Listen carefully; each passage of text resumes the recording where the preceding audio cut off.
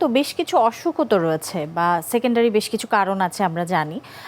তো সেই কারণগুলো কি কি হতে পারে? যাদের কিডনির সমস্যা আছে, আমরা যখন জুনিয়র ডাক্তার ঢাকা মেডিকেল কলেজে ইন্টার্নি করি, তখন আমরা অনেক রোগী বাচ্চাদের যখন ডিউটি ইন্টার্নির সময় ডিউটি প্লেসমেন্ট থাকে তো পেডিয়াট্রিক্সে, তখন অনেক বাচ্চা আসতো যে কি হাই প্রেশার, তাদেরকে কিডনির সমস্যা আছে, আমরা বলি গ্লোমানেফ্রাইটিস।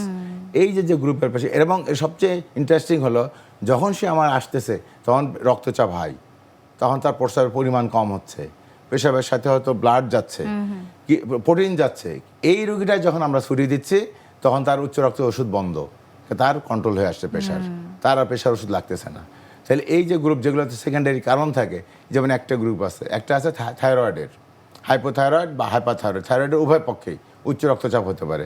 এখন যদি কার হাইপোথাইরয়েড নিয়ে আসছে, উচ্চ রক্তচাপ নিয়ে আসছে, আমার তখন এমনও হতে পারে আমার প্রেশার ওষুধ দিতে হচ্ছে, থাইরয়েডের ওষুধ দেওয়া লাগছে। কিন্তু ওভার দ্য টাইম যখন তার থাইরয়েডের ওষুধ দিয়ে তার থাইরয়েড কন্ট্রোল হলো, দেখা যাচ্ছে 2 থেকে 3 মাস পরে তার কিন্তু উচ্চ রক্তচাপ ওষুধ আর নাও লাগতে পারে। কারণ তার থাইরয়েড দ্বারা যেহেতু থাইরয়েড রোগ কন্ট্রোল হয়ে গেছে, রোগ ভালো হয়ে গেছে, তার উচ্চ রক্তচাপ ভালো হয়ে গেছে। এরকম তারপর কিছু কিছু রোগ যেমন আছে, যেমন আমরা অবশ্যই কোয়াক্টেশন অ্যাওর্টা বলি, এটা একটা হার্টের রক্তনালীর রোগ।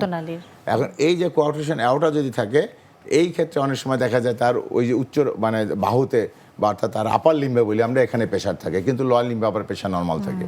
এখন এদের ক্ষেত্রে উচ্চ রক্তচাপ, এদেরও আবার অনেক ক্ষেত্রে দেখা যায় যদি আমরা কোয়াক্টেশন অ্যাওর্টা বেলুন দিয়ে ফোলাই দিই, অথবা ওই অংশটা কেটে ফেলে দিয়ে আমরা নতুন করে লাগাই দেওয়া হয় সার্জারি, মানে অর্থাৎ একটা সার্জারি বা ইন্টারভেনশন যেটাই করি না কেন, দেখা যাবে এই রোগী পরবর্তীতে তার প্রেশার ওষুধ নাও লাগতে পারে বা প্রেশার ওষুধ লাগে না। কিন্তু একসময় সে যে বাচ্চা, তার অবস্থায় প্রেশার ধরা পড়ছিল। তারপর আরও কিছু কিছু ইম্পর্ট্যান্ট জিনিস আছে দেখবেন, সেটা হলো অনেক সময় আমরা বলি যে আপনি শরীর ব্যথার ওষুধ, প্রেশারের রুগী আসছে, ও প্রেশার কন্ট্রোল হচ্ছে না, বয়স্ক মানুষ, গিরা ব্যথা বা অ্যাজমার রোগ আছে, আমরা তখন একটা হিস্ট্রি নেই, প্রেশার তার বাড়তেই থাকতেছে, রুগী আসে বলে অনেকগুলো স্যার 2-3টে ওষুধ খাচ্ছে কিন্তু আমার প্রেশার কন্ট্রোল হচ্ছে না। তখন আমরা তাকে হিস্ট্রি নিই, আপনি কি শরীর ব্যথার কোনো ওষুধ খান, অথবা আপনি কি আপনার হাঁপানির জন্য কোনো সিমের বিচি জাতীয় যে স্টেরয়েড ওইগুলো ওষুধ খান? তখন রুগী বলে হ্যাঁ অনেকদিন ধরে আমার তো ব্যথার ওষুধ না খেলে তো বাবা আমি টিকতে পারি না। তখন আমাদের ইয়ার হলো যে আমরা বলি আপনার এই ব্যথার ওষুধ যদি আপনি কন্টিনিউ করেন, হ্যাঁ ব্যথার ওষুধ আমরা দিব আপনাকে, কিন্তু এমন ব্যথার ওষুধ দেবো যেটা আপনাকে প্রেশার বাড়াবে না।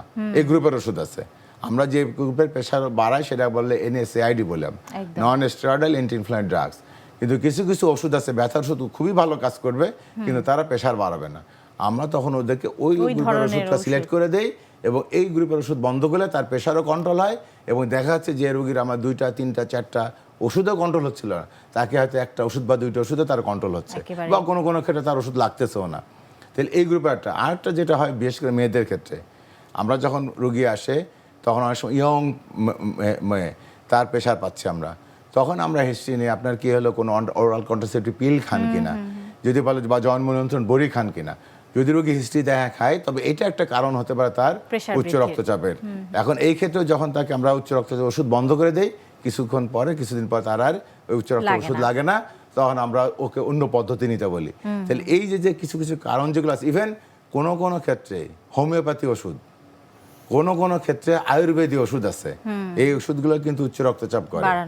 কিন্তু এই যে যখন আপনাকে হিস্ট্রি নিতে হবে রোগীর যে প্রেশার কন্ট্রোল হচ্ছে না, ও দেওয়া হচ্ছে ওষুধ, বেশি ওষুধ লাগতেছে তাও কন্ট্রোল হচ্ছে না, তখন এই জিনিসগুলো হিস্ট্রিগুলো নিতে হবে, আপনি কোনো আয়ুর্বেদ ওষুধ খান কিনা বা আপনি কোনো হোমিওপ্যাথি ওষুধ খান কিনা। কেন ওখানেও কিছু কিছু ওষুধ আছে যে ওষুধগুলোতে আমার উচ্চ রক্তচাপ বাড়াতে পারে।